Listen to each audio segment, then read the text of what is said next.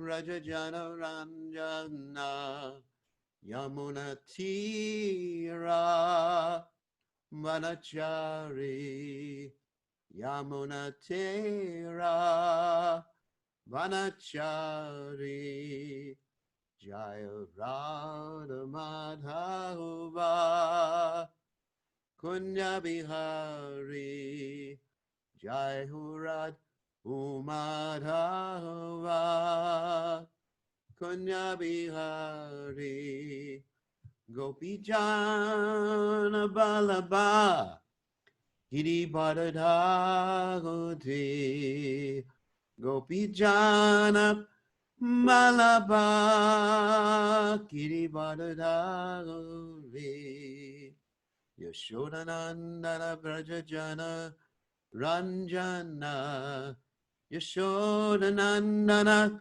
Rajajana Ranjana Yamuna Tira Vanachari Yamuna Tira Vanachari Jaya Radha Madhava Kunja Bihari Jai Hurad Umadhava Kunja Bihari Jai Om Vishnupad Paramahamsa Paravitakacharya, also Teta Satashi Shimad, His Divine Grace Savaya Chananada Bhaktivedanta Goswami Srila Prabhupada Ki Jai, ISKCON Founder Acharya Srila Prabhupada Ki Jai, Ananta Koti Vaishnava Vrinda Ki Jai, Namacharya Srila Vilas Thakur Ki Jai.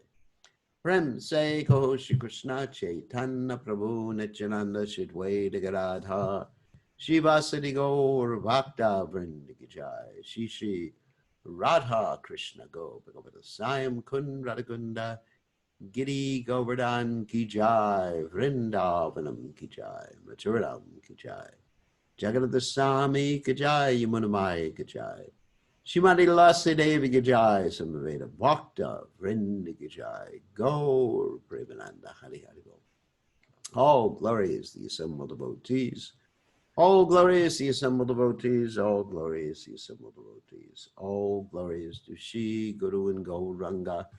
Srila Prabhupada Ki Jai. Nama Om Vishnupadaya Krishna Prastaya Bhutale Shrimati Bhakti Vedanta Swamini Namani Namaste Saraswati Devi Gauravani Pacharni Nivashesha Sunyavadi Paschachate Shatari. So Om Gana Timiranda Shah Gananjana Shlakaya Chakshurun Meditam Yena Tasmai Shri Gurave Namaha. So we're going to continue with our Bhagavad Gita discussion. There's one thing I wanted to mention first. I just gave a little brief introduction to another group that's doing a Bhakti Shastra course. And I was mentioning the Bhagavad Gita is mainly dealing with what we call Sambandha Gyan. Sambandha Gyan means understanding Krishna and Krishna's relationship with the material energy, Krishna's relationship with the jiva souls, Krishna's relationship with the spiritual energy, Krishna's relationship with the material energy, with time, with karma, and all those other nice things. So that's Bhagavad Gita mainly deals with that. A little bit of Abhideya. There is some Abhideya, Manmana, Bhavavan, Bhaktu, etc. In other words, Abhideya means what you do with that basic information to connect to Krishna. And then a little bit of Prayojana. Prayojana means the goal, like the verse in the Gita, Tad Basite Suryo Nashashanko Napavaka Yadgatwa Narivartandeta Dhamma Paramamama, where Krishna describes that in the spiritual world there's no need of moonlight or sunlight or electricity. And everything's self-effulgent there. So there's a little bit of that, but primarily we're dealing with Sambandha Gyan in the Bhagavad Gita, understanding the different aspects of the Lord and his energies. And then in the Nectar of Devotion, which we'll get to next after a few months, we're dealing with mostly Abhideya. And then in the further study from the Nectar Devotion, which is called the Ujjala Nilamani, it deals with prayojana, or the goal of Krishna consciousness. And there are other books that deal with Abhideya too, such as Nectar of Instruction, which is a very, very important book. How to lead one's life in Krishna consciousness, controlling the senses, connecting with Radha-kun finally at the end. So this is how everything fits together. And the postgraduate study of all this is called the Chaitanya Charitamrita. So, but it's all nectar. Don't think that, I'm more advanced, you're more advanced, we're all more advanced than Bhagavad Gita. Bhagavad Gita is nectar because it's Krishna. If you love Krishna, you'll love Bhagavad Gita. And if you don't love Bhagavad Gita, you don't love Krishna. It's as simple as that. Because Bhagavad Gita is what Krishna spoke. And he's speaking it out of compassion for all of us. So it's a manifestation of his Karuna Shakti, and not Corona Shakti. Corona is the virus. Karuna is the compassion. So it's a manifestation of his compassionate Shakti, the Bhagavad Gita. Remember that. So we're actually immersing ourselves in Krishna's compassion. And also it's he's very full of rasa too. And the rasa is between Krishna and Arjuna in the Bhagavad Gita. Primarily it's like that. And so we can understand the friendship rasa very well when we read Bhagavad Gita. Okay, so now with that brief introduction, we're going to go on to the Bhagavad Gita, and I'll make an announcement at the end about our programs at New Goloka on Sunday, because there's a slight adjustment to things on Sunday. So we're continuing our reading of the second chapter of Bhagavad Gita. Now we're up to text 55. Here we go.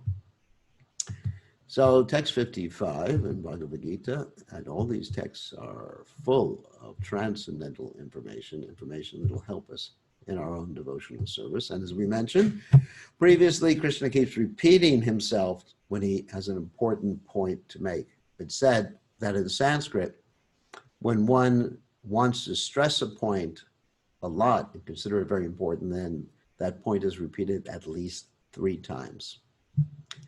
So we offer our respectful obeisances under the lotus feet of our spiritual master, His Divine Grace, A.C. Bhaktivedanta Swami Prabhupada, who so kindly opened our eyes with the torchlight of knowledge while we were blinded in the darkness of ignorance. So here we go. Shri Bhagavan Vacha Prajahati Yadakaman Sarvam Parthamanogatan Atmanyavatmana Tushta Stita Pragyastirochite. Shri Bhagavan Vacha, the Supreme Personality of God, it said, Prajahati gives up, Yada, when, Kaman, desires sense gratification, Saran of all varieties, part of son of Prata, Managatan of mental concoction, Atmani, in the pure state of the soul, Eva certainly, Atmana, by the purified mind, Tushtaha, satisfied, Stita Pragya, transcendentally situated, Tada, at that time, Uchite is said. Translation. The Supreme Personality of Godhead said, O Partha, when a man gives up all varieties of desire for sense gratification which arise from mental concoction, and when his mind, thus purified, finds satisfaction in the self alone, then he is said to be in pure transcendental consciousness. So in other words, our particular desires for particular sense objects that we enjoy is due to the condition of the mind. You can condition your mind to enjoy practically any particular sense object. I mean, that sounds weird. For example, you can go to certain countries where they eat lizards and insects. I mean, to you, it sounds pretty disgusting. But they have the same type of body we have, the same human form, yet their mind is conditioned in a certain way.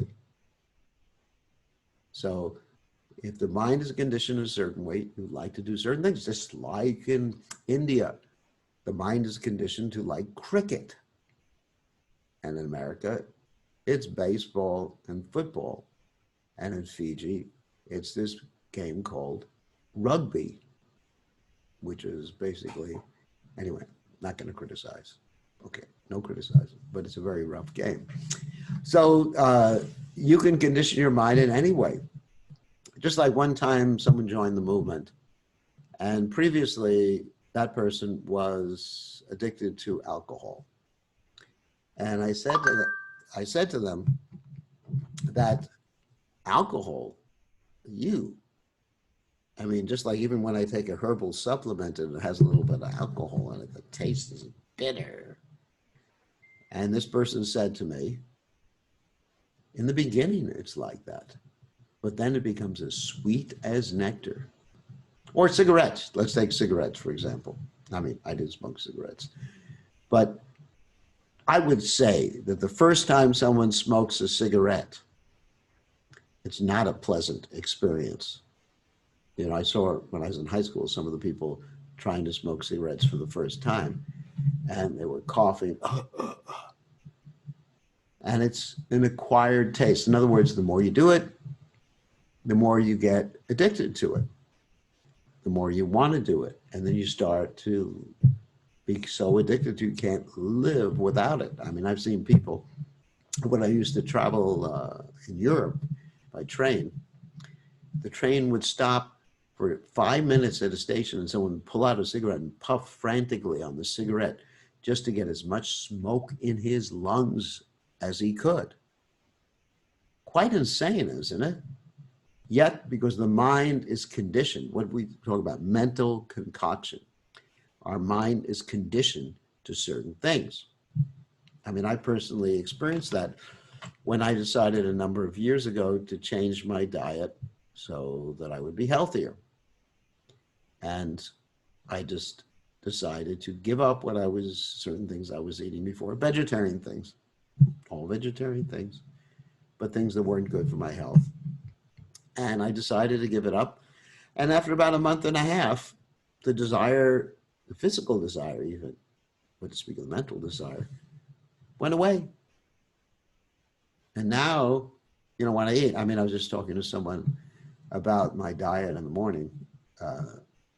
In the morning, I take this thing called quinoa, like puffed quinoa, like crunchy quinoa, and other crunchy things. And this devotee was saying, you know, I take it dry. The devotee was saying, oh my God, it's so austere. But you can adapt to anything. You can be attracted to anything, or you can be repulsed by anything because of the mind's conditioning. Any type of sense object, whether it's, you know, attraction, you know, physical attraction to someone else. You know, that's the funny thing. It's that you can decondition or uncondition yourself or recondition yourself in this world. It's really interesting. It's a really interesting phenomenon. That's why one can become free from addiction, because you can recondition the mind. That's the purpose of yoga. And when one is able to rise above the conditioning of the mind, then one is no longer attached. When one no longer attached, then there's no experience or, let us say, the designation of pain and pleasure anymore. Because pain comes from attachment. Pleasure comes from attachment. Give up the attachment, give up the pain. Simple as that. Sounds simple. So the way to give up the attachment, we mentioned this many times before, is to be attached to something transcendental, specifically Krishna and pure devotees. That's the methodology. If one has that attachment, then Krishna consciousness is very, very, very easily. You know, it's not a struggle. But if you try to give up your attachments by just giving up the attachments, it doesn't work, because then you just become attached to something else mundane. Try to remember that. So here it says, partly when a man gives up all varieties of desire for sense gratification, which arise from mental concoction. Very true. And when his mind, thus purified by the chanting of Krishna's names, finds satisfaction in the self alone, The self means the self's connection with Krishna, obviously, because you can't separate your understanding of the self from understanding of Krishna, nor the relationship between the self and Krishna. And that's what pure transcendental consciousness is. Okay, Srila Prabhupada explains that the Bhagavatam affirms that any person who is fully in Krishna consciousness or devotional service of the Lord has all the good qualities of the great sages, whereas a person who is not so transcendentally situated has no good qualifications because he's sure to be taking refuge in his own mental concoctions. Very interesting. Because if someone exhibits some good qualities in this world, and it's not from the transcendental level, we can understand that those good qualities that that person is exhibiting are transitory or temporary, because all qualities outside of Krishna conscious qualities are coming through or from a combination of the three modes of nature. And these three modes, goodness, passion, ignorance, are in continual flux. They're struggling against each other. They're like three forces, like a tug of war in three different directions. Okay? Sometimes the mode of goodness becomes prominent, defeating the other two, and sometimes the mode of passion, defeating the other two, and sometimes the mode of ignorance, defeating the other good. So consciousness is always in flux. So therefore, those good qualities don't remain constantly, whereas a devotee's good qualities, or someone who's Krishna conscious good qualities, he's in Shuddha Sattva, on the transcendental level. I'm just going to take a second to mute everybody, just because I forgot to do it this time.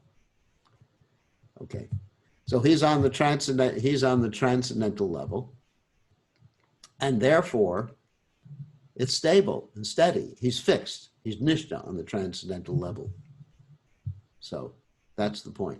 Artificially, such sense desires cannot be stopped, but if one is engaged in Krishna consciousness, then automatically sense desires subside without extraneous efforts. In other words, you don't have to make any other efforts.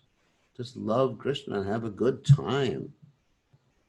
You know, I was just speaking to one of my godbrothers yesterday. He said, "How you doing?" I said, "I'm enjoying life." I said, "You know, I'm having so much happiness, it's practically illegal to be so happy in this material world." And he said, "You know, I wish I was experiencing the same thing." Therefore, one has to engage himself in Krishna consciousness without hesitation, for this devotional service will instantly help one onto the platform of transcendental consciousness. The highly developed soul always remains satisfied in himself by realizing himself as the eternal servitor of the Supreme Lord. Such a transcendentally situated person has no sense desires resulting from petty materialism. Petty materialism means self-centeredness. He can enjoy his transcendental senses by serving Krishna. He rather remains always happy in his natural position of eternally serving the Supreme Lord. Wouldn't you like to be always happy? I mean, one time I said to my mother that she asked, "You know, what are you doing, Krishna consciousness?" I said, "I am always happy." She says, "That's not good." I said, "Why not?" She said, "Well, you gotta have the bad with the good." And that is actually true in the material world.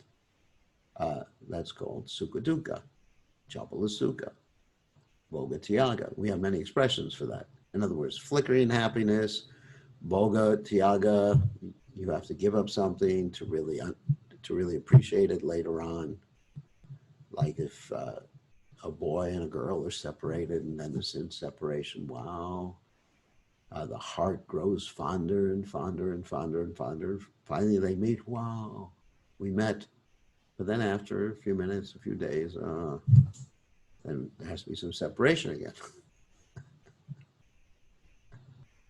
So it's like that in the material realm. Sorry to disappoint you, Prabhus.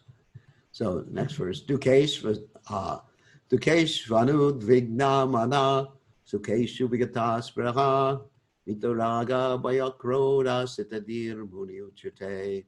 Dukeshu in the threefold miseries, Anudvigna, manaha, without being agitated in mind, sukeshu, in happiness, vigata, spreha, without being interested, kvita, free from raga, attachment, bhaya, fear, krodha, and anger. Stitadi, whose mind is steady, muni, a sage, Uchite is called. One who is not disturbed in mind, even amidst the threefold miseries are elated when there is happiness, and who is free from attachment, fear, and anger is called a sage of steady mind. Wouldn't that be great to be like that? He not disturbed at all. What are the threefold miseries? Adhyatmic, adhibodic, adhidaivic. I'll translate it. Miseries from the body and mind. Just like today, I had one of my disciples pierce a little infection that I had, and he was using, he was using pins and razor blades on his guru. Oh my God. And so there's a disturbance from the body and the mind, and then disturbances from other living entities. It's like, trying to run a temple here. Sometimes people don't wake up when they're supposed to wake up, so that's a disturbance from other living entities. And then finally, there's disturbance from the material energy. It's been raining for the last few days, and we're trying to get some construction done from our construction company, and it's muddy. Of course, that should be the worst thing that ever happens. So if one can be undisturbed in mind, in other words, just see, it's Krishna's will. How does one become undisturbed in mind? This is Krishna's arrangement. If material happiness comes, if death comes, if life comes, whatever, it's all Krishna's arrangement, and it's for the best. Yomam Pachati Sarvatra. One who sees Krishna in everything, sees Krishna everywhere, is never lost to Krishna, and Krishna is never lost to him. This is peace. To see like that. Not to lament, get angry, have enemies. And therefore, who was free from attachment, fear, and anger. That's really nice. When you understand everything belongs to Krishna, freedom from attachment, because it doesn't belong to you to begin with. Fear, Krishna's protecting you. Anger, understand that Krishna's arranged that particular situation. Don't blame the immediate perpetrator of that act. And in fact, in the Bhagavatam, you have a perfect example of that when Parikshit Maharaj comes across the personality of religion, Dharma the bull, and the cow. And this other personality named Kali is attacking the bull and hitting his legs, cutting his legs, in fact. And the bull is asked, who has done this? And the bull actually sees that it is Krishna's plan, the time factor behind all these things. So you don't blame someone, you just think, of course you should protect yourself, obviously don't stay in a situation, and you should protect others. But ultimately there's things that happen outside of our control, like 99% of the things, and just see, what is Krishna saying? It's Krishna, what's he saying? What do I have to do about it? And then you conquer attachment, fear, and anger.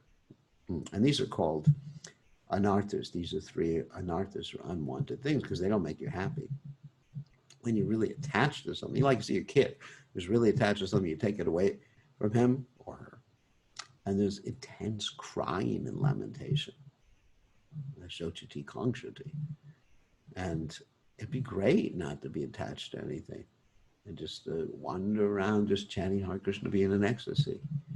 And of course, for Krishna's service, we accept things, but not for our own self. And fear, just like understanding, Krishna's taking care of me. I'm like a child in the arms of Krishna. Krishna is the Supreme Father. Okay, and so purport. The word muni means one who can agitate his mind in various ways for mental speculation without coming to a factual conclusion. I guess in the Western world, that would be called a philosopher at the university. It is said that every muni has a different angle of vision.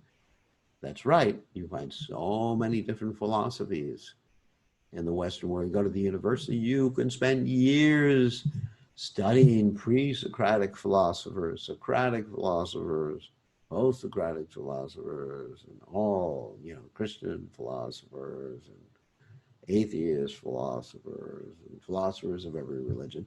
And unless a Muni differs from other Munis, it cannot be called a Muni in the strict sense of the term. So in other words, publish or perish, as they say in the university. So you have to have your own slant on things. That's very interesting.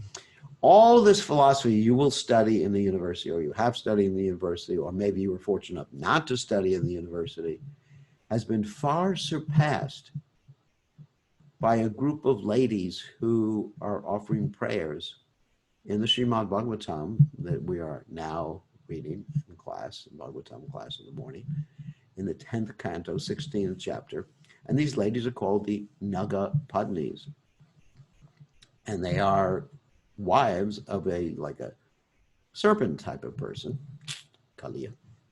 And their philosophy, or their presentation of the transcendental philosophy and all philosophies or whatever, is much more advanced, truthful, consistent than any Western philosopher. Pretty interesting, isn't it? And you could study. I make that claim. And I challenge anyone to find someone with a more sophisticated philosophy, a more deeper understanding of the absolute truth, a more truthful understanding of the absolute truth. Whether you're an existentialist or a theist or whatever you are, these ladies are the most erudite philosophers. And they're simply married to some person who previously was a demon and now became a great devotee by their mercy. They're also the gurus of their husband. There's several girls, anyway. You can read the Bhagavatam if you want to find that out. Nasav Rishir Yasha Matam Navinam, Mahabharat Vana Parva 313, 117. And of course, that's the famous verse, Mahajanena Gata Sapanta. That you can understand the absolute truth by reading the Vedas, nor by logic and reasoning, and even by consulting all these different munis who have all different opinions, but only by finding a Mahajana, some pure devotee, and following in their footsteps or following their instructions. But a Stita Dhir Muni, as mentioned here by the Lord, is different from an ordinary Muni. The Stita Dhir Muni is always in Krishna consciousness, for he has exhausted all of his business of creative speculation. He is called Prashanta Nikshesha Manoratantara. That's from the Stotra Ratna, number 43. Or one who has surpassed the stage of mental speculations and has come to the conclusion that Lord Shri Krishna or Vasudeva is everything. Vasudeva Sarvamiti Sa Mahatma Sudurlava. And of course, that's also from the Bhagavad Gita. Bonam Janmanamante, after many, many births of this speculation, then you come to the point of Vasudeva Sarvamiti Sa Mahatma Sudurlava. That everything comes from Krishna, and Krishna is everything. Pretty easy, so why not do it quickly? Why take all these courses in philosophy? Oh my God. I remember studying these things in the university. It really boggles the mind. But everyone had to have their own opinion. Everyone had to have a slightly different or a greatly different opinion. He is called a Muni, fixed in mind. Such a fully Krishna conscious person is not at all disturbed by the onslaughts of the threefold miseries, for he accepts all miseries as the mercy of the Lord, thinking himself only worthy of more trouble due to his past misdeeds, and he sees that his miseries by the grace of the Lord are minimized to the lowest. Prabhupada here is making a direct reference to this famous verse. Tatena kampam sushamikshmana bhujanavatma kritam vipakam ridbag bapur vidanam namaste jiveta yo mukti pade siddhayavak, which pretty much says the same thing. One goes on serving Krishna and understands that Krishna is just like giving me a token reaction for what I was actually due to receive. Similarly, when he is happy, he gives credit to the Lord, thinking himself unworthy of the happiness. He realizes that it is only due to the Lord's grace that he is in such a comfortable condition and able to render better service to the Lord. And I certainly think like that too. It's only due to Krishna's grace, as they say there, by the grace of God, there go I, referring to someone else. And for the service of the Lord, he's always daring and active and not influenced by attachment or aversion.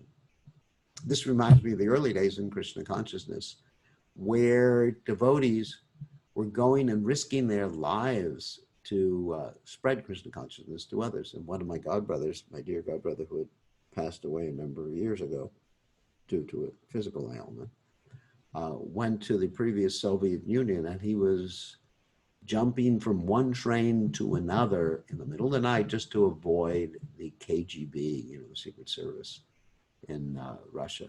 Because had he been caught, they could have put him send him to Siberia, put him in a gulag, concentration camp or something like that. And he risked his life, and Prabhupada was so pleased with him. My dear, dear friend, Bhakti Tirtha Maharaj. Attachment means accepting things for one's own sense gratification. Detachment is the absence of such sensual attachment. But one fixed in Krishna consciousness had neither attachment nor detachment, because his life is dedicated in the service of the Lord. I'll give you an example. Like Lord Chaitanya says, Nadanam, Najanam, Nasundarim, Kavitam Ba, Jagadisha Kamaye. He says, I'm not interested in wealth, I'm not interested in beautiful people, followers. All I want is the causes devotional service of the Lord, birth after birth. Whereas, of course, Lord Chaitanya was showing the example of a perfect niropeksha sannyasi. That means one who was completely detached from the world. But in preaching Krishna consciousness, we have this other principle called yukta vairagya, which means to use things in Krishna's service. And so we are interested in Dhanam, Janam, and Sundari for using for Krishna, not for ourselves.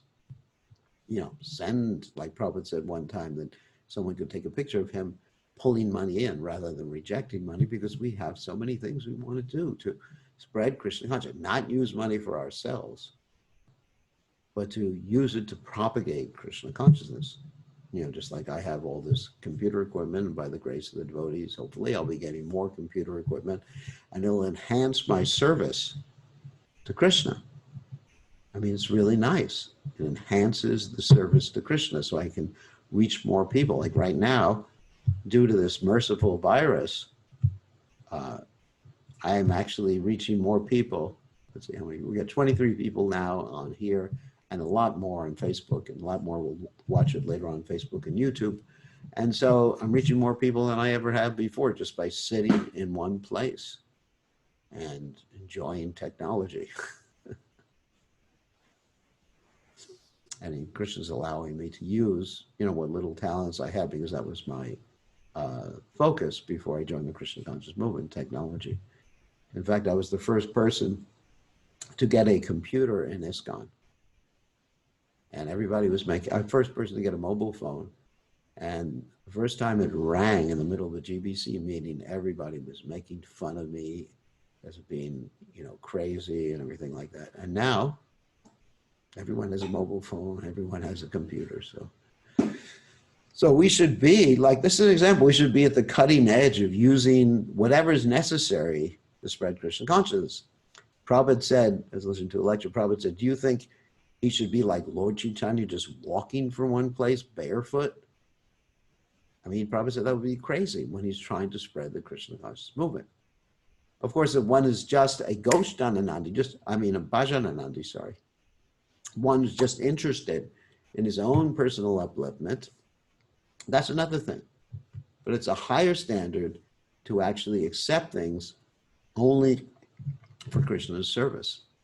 And that's the greatest thing. And Krishna says in the Gita, no one is more dear to him than someone who does that. Success, consequently, he is not at all angry even when his attempts are unsuccessful. Success or no success, a Krishna conscious person is always steady in his determination, because he knows he's pleasing Krishna. He doesn't have a right to the results. Okay, next verse. Okay. Yaksavatrana vishneha statatprapya shubhashubham navinandati nadvishti tasha pragya pratishtita. Ya, one who, sarvatra, everywhere. Ana, vi, sneha, without affection. Tat, that, prapya, achieving. Shubha, good. Ashubham, evil. Na, never. Abhinandati, praises. Na, never. Vaishti, envies. Tasya, his. Pragya, perfect knowledge. Pratichdita, fixed. In the material world, one who is unaffected by whatever good or evil he may obtain, in other words, happiness or distress, neither praising it nor despising it, is firmly fixed in perfect knowledge. In other words, he is fixed in his relationship with Krishna. You see him as functioning in the material world, but internally, he's realized his swarup. Swarup means who he is in the spiritual world in terms of his relationship, because the swarup has a specific one's swarup means one's own form, eternal spiritual body. So, and he's actually partaking of that relationship as he's in the material world, and you're just seeing him in the material world. I'll give you an example. In the lives of some of our acharyas, there's this great acharya named Srinivas Acharya. One time, he was immersed, and I'm not going to give you the details, but he was immersed in some service to Radha and Krishna in the spiritual world. And for 3 or 4 days, he didn't come back to external consciousness. And his wife was very worried. And she thought, what can I do? He hasn't eaten, he hasn't drank anything. So what can I do? So she called for one of his main disciples, Ramchandra Kaviraj, and said, you have to help your guru. And so Ramchandra Kaviraj sat next to his guru and went into the same meditation as his guru. So they were both together serving Radha and Krishna in the spiritual world. And after they accomplished their particular service to Radha and Krishna in the spiritual world, they both came back together, external consciousness, and embraced each other. We're very happy. So that's what it means to be firmly fixed in perfect knowledge. Not only you know that you're a soul, but you know who you are in the spiritual world, and you know what you're doing in the spiritual world, and you know what you look like in the spiritual world, and you know what your relationship with Krishna is in the spiritual world. That's perfect knowledge. In the meantime, for those of us who aren't on that level, at least we understand we're servants of Krishna, which is perfect knowledge too, and we can be firmly fixed by executing buddhi yoga with our intelligence, knowing, as we mentioned in previous classes, knowing the right thing from the wrong thing, and doing the right thing, not the wrong thing. So that's called buddhi yoga. So that's the methodology that we're using right now before we actually realize our spiritual nature. And if one's firmly fixed, you won't be affected, even though, there may be some like mental response, you just control it. You say, that's not me. It's not me. My mind is saying this, but the mind is not me. I am not this mind. I am not this body. I am a servant of Krishna. I, the soul, am servant of Krishna. And I will do what Krishna wants, what my spiritual master wants.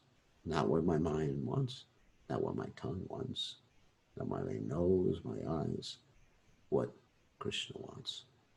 Very easy. That's firmly fixed in perfect knowledge. Okay. So Prabhupada explains in his purport, there is always some upheaval in the material world. Yep, you are absolutely right, which may be good or evil. One who is not agitated by such material upheavals, just like this, present situation with the coronavirus. I remember that I was in Fiji when everything just shut down. And I was thinking, I will not be able to get out of here. Of course, it wasn't such a bad condition because I was on the beach and we had our own private beach. Can't complain. So, but I wanted to get back to North Carolina. And I was thinking, but I just have to accept this is Krishna's direction. And this is what Krishna wants. What can I do? So, and some devotees now, they're trapped in India. They want to come back and they're in India and they may be going a little stir crazy, but you have to just fix your mind. This is Krishna's put me here. I have no control. There's many things we have no control over. Like I may want to go to Europe now. Can't. Americans can't enter Europe. Europeans can't come here. What can I do? I am not God. I have to go with what God wants. As long as one is in the material world, there's always the possibility of good and evil because this world is full of duality. But one who is fixed in Krishna consciousness is not affected by good and evil. There's all sorts of dualistic things in this world. You know, happiness and stress, good and evil, bad and good people, bad people, up, down, right, left. You know, it's a really dualistic world. Because he is simply concerned with Krishna, who is all good, absolute. Because his mind and consciousness are in the spiritual realm. Such consciousness in Krishna situates one in perfect transcendental position called technically samadhi. So that's the samadhi that we want to achieve. Not nirvikalpa samadhi, not this type of samadhi where you just close your eyes and make the mind blank and just hope your mind will stay blank for more than half a second. That's called escapism. Yes, it's escapism. You're running away. But we don't run away from the material world. We run to Krishna and we use the material world. It's Krishna's world. It's meant to be used for him. And we're very happy doing it. And we know that things are temporary and we know that things don't go our way usually. You know, something's going to go bad. It probably will go bad. So, next verse. Yada samharate chayam kurmongani vasarvashaha indriyan indriyarte vyas tasya pragya pratishtita. Yada, when samharate winds up, cha also, ayam he kurma, the tortoise, angani, limbs, eva, like, sarvashaha, altogether, indriyani, senses, indriya artebhya, from the sense objects, tasya, his, pragya, consciousness, pratishtita, fixed. One who is able to withdraw his senses from sense objects as the tortoise draws his limbs within the shell is firmly fixed in perfect consciousness. That means when we need to use the senses, yep. And when we don't, whoop. It's like sometimes, I remember many years ago, I used to do a lot of preaching in Colombia, South America. And the devotees told me that please don't leave your arm outside of the car, especially if you have a watch or any jewelry or anything, because I don't have jewelry. But if you have a watch or jewelry, because they'll just like rip it off your hand, or if you're a lady, they just rip your earrings off. So when there was danger like that, I closed the windows and withdrew my arm from outside the car to inside the car. So that's like the tortoise. When there's danger, we have to control the senses by pulling them in. And when we can use them, we use the senses. Very simple analogy that Srila Prabhupada, that Krishna is given here. Purport. The test of a yogi or devotee or self-realized soul is that he is able to control the senses according to his plan. That's my plan. Most people, however, are servants of the senses and thus directed by the dictations of the senses, particularly the tongue. The tongue. That is the answer to the question is how the yogi is situated. The senses are compared to venomous serpents. They want to act very loosely and without restriction. The yogi or the devotee must be very strong to control the serpents like a snake charmer. That's a wonderful example. He never allows them to act independently. There are many injunctions in the revealed scriptures. Some of them are do nots, or as Prabhupada sometimes would say, donuts. Prabhupada said we have so many donuts in the Krishna consciousness movement. Not so many, actually. And some of them are do's. Unless one is able to follow the do's and the do-nots restricting oneself from sense enjoyment, it is not possible to be firmly fixed in Krishna consciousness. The best example is set herein is the tortoise. The tortoise can at any moment wind up its senses and exhibit them again at any time for particular purposes. Similarly, The senses of the Krishna conscious persons are used only for some particular purpose in the service of the Lord and are withdrawn otherwise. Arjuna is being taught here to use his senses for the service of the Lord instead of for his own satisfaction. So he's trying to withdraw, Arjuna is trying to withdraw his senses when he should be extending them because he's trying to run away from his duty. Keeping the senses always in the service of the Lord is the example set by the analogy of the tortoise who keeps the senses within. That's pretty easy to understand. Next verse, very important verse. Vishaya vinivartante niharasha dehina rasovarjam rasopyasa parandrishva nivartate. Vishaya, objects for sense enjoyment, vinivartante, are practiced to be refrained from, niraharasha, by negative restrictions, dehina, for the embodied, rasavarjam, giving up the taste, rasa, sense of enjoyment, api, although there is, asha, his, param, far superior things, drisva, by experiencing, nivartate, he ceases from. Translation, the embodied soul may be restricted from sense enjoyment, though the taste for sense object remains. But ceasing such engagements by experiencing a higher taste, he is fixed in consciousness. In other words, this is what I've been speaking about all along. You have to have this higher pleasure, higher engagement, and then automatically you're not interested in the other things, like a child is growing up, is not interested in the childish toys once he's grown up. And an example of this is that many years ago, I would preach in some prisons to prisoners, obviously. And the prisoners, many times they would just like be so saintly in prison. They would come to my programs and yes, we will give up all these things that are not good for us. We will be model citizens. But as soon as they got out, boom, all hell broke loose. Not in every case, but in many cases that happened. And so that was our experience. And, you know, you can restrict someone, obviously you restrict someone, and, you know, they may appear to be very saintly, but once you let those restrictions go, that's it.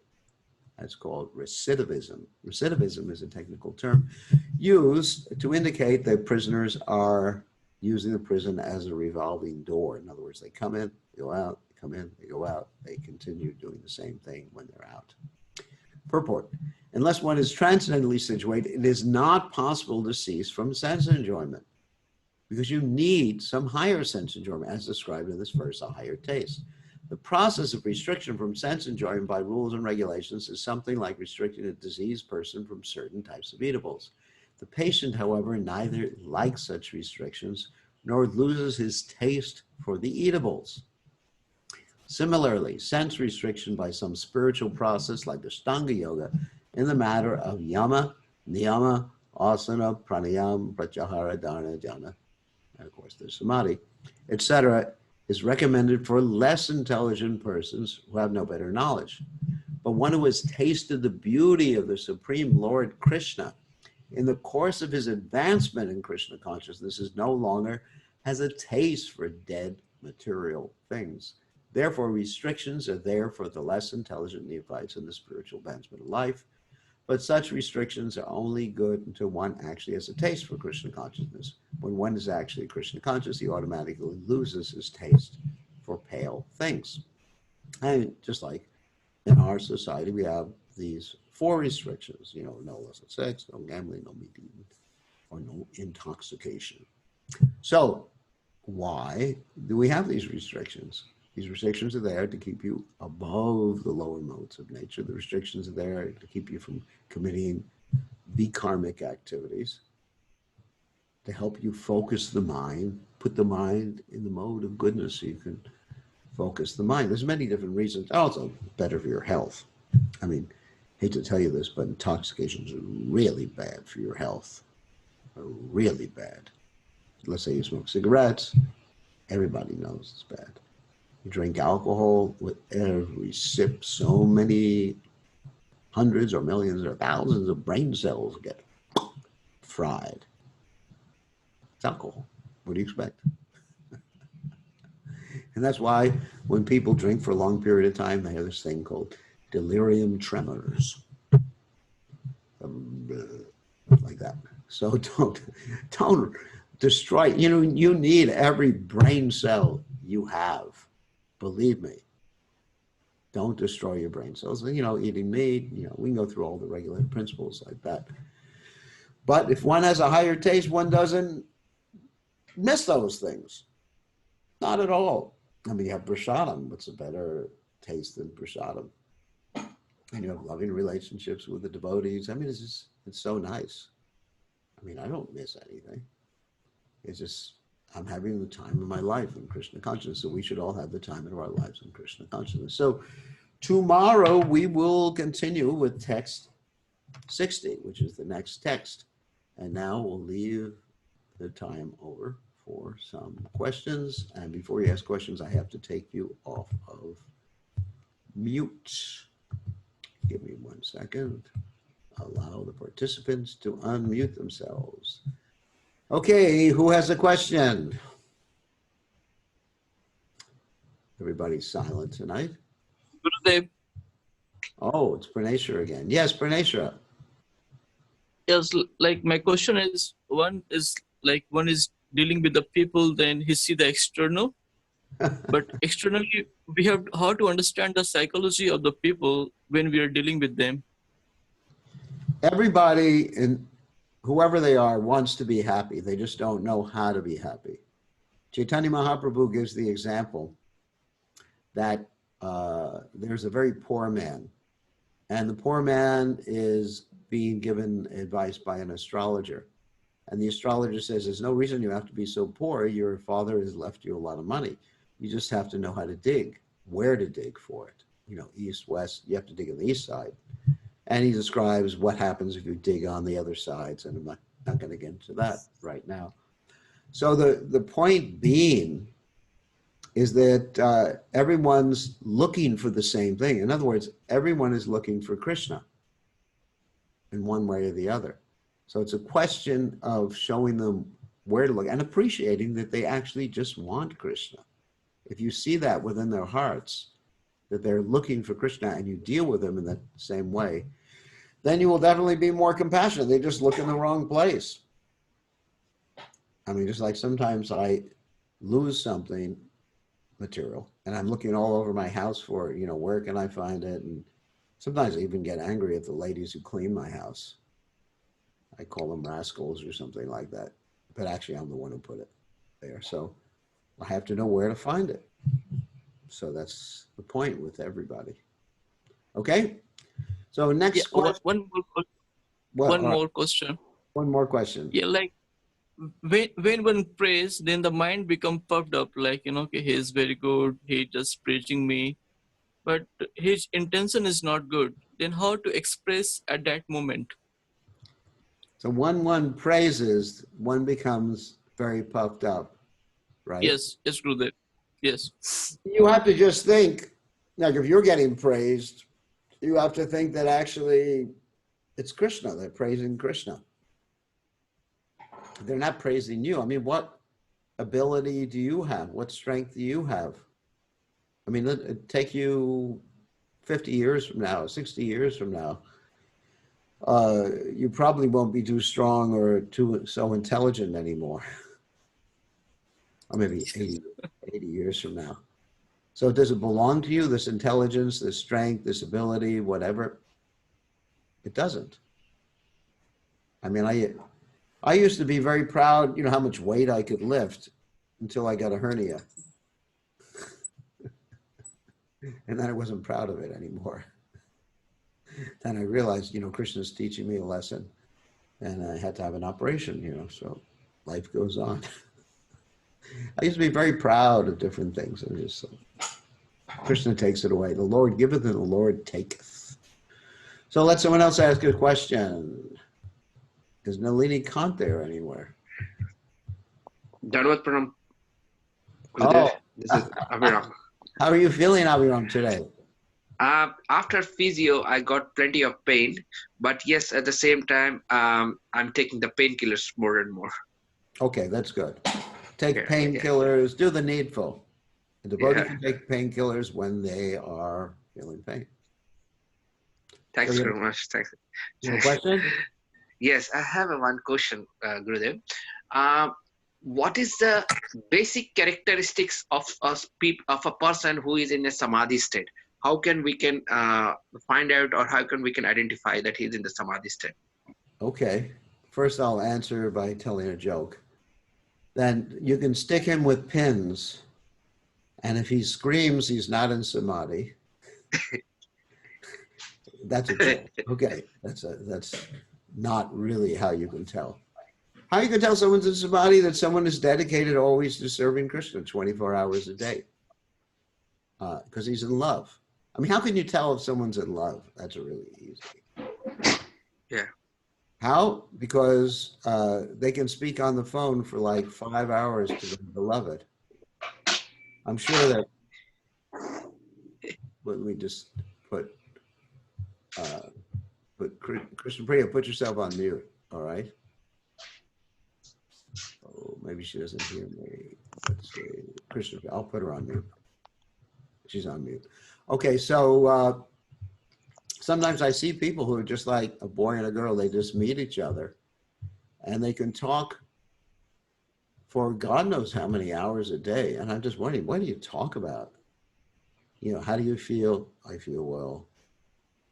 Are you happy? I'm happy. What do you like to eat? Pakoras. What do you like to eat? Pizza. It's just like, huh? It is. I mean, from an outsider's standpoint, yes, a sannyasi is just like, what's going on here? Krishna's material energy is just like so intense. Of course, that doesn't last for a very long time.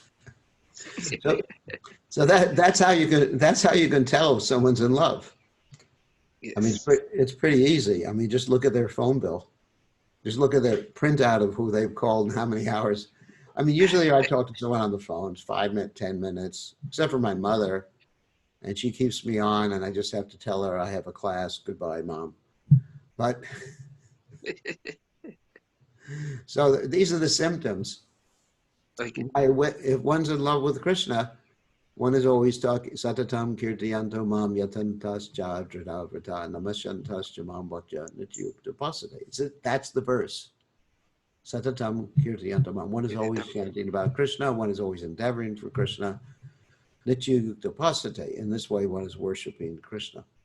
So that's the basic symptom of one is in samadhi, not someone who's just like Om Samadhi, Samadhi. Om Shanti, Shanti, Shanti, Shanti. All right, who else? Thank you very much. Thank you very much, Maharaj. Thank you. Who else has a question? We'll give one more person a question because it's 1 minute to 7 here. If there are no other questions, we will end. Oh, Hare Krishna, Rishikesh. Let's see your smiling face. Can we see? Oh, Gurudev, I have a question about appreciation of higher taste. You know, sometimes we have higher taste, but we don't really appreciate it.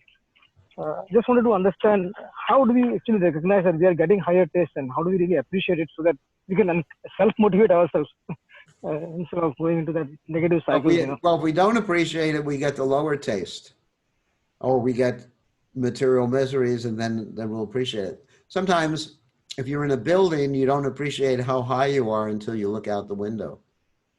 Especially if you jump out the window, you really appreciate how high you are. So don't do that. So I think we can appreciate the higher taste more by sharing Krishna consciousness seriously, by sharing Krishna consciousness with others. And then we feel some compassion, and we feel how fortunate we are. Appreciating the higher taste is appreciating one's good fortune. And until you actually share your good fortune with others, then you become complacent with your good fortune and you lose your appreciation of it. So, thank you, Gurudev. I'll note this point. Yeah, this is such an important point you said.